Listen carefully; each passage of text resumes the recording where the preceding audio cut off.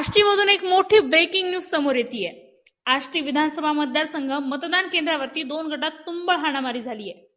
आष्टी विधानसभा मतदारसंघातील पाटोदा तालुक्यातील बेदरवाडी येथील सर्व प्रकार हा वाद भाजपाचे उमेदवार सुरेश धस समर्थक आणि राष्ट्रवादी शरद पवार गटाचे उमेदवार मेहबूब शेख यांच्या समर्थकांमध्ये घडला आहे। बीड जिल्ह्यामध्ये 6 विधानसभा मतदारसंघांमध्ये मतदान प्रक्रिया पार पडत आहेत। परळी विधानसभा मतदारसंघ वगळता 5ही मतदारसंघांमध्ये सुरळीतपणे मतदान प्रक्रिया दुपारपर्यंत पार पडली। मात्र याला अपवाद ठरले आष्टी विधानसभा मतदारसंघातील पाटोदा तालुक्यातील बेदरवाडी गाव। भाजपचे उमेदवार सुरेश धस यांचे समर्थक आणि राष्ट्रवादी शरद पवार गटाचे उमेदवार मेहबूब शेख यांच्या समर्थकांमध्ये काही कारणांवरून बाचाबाची झाली।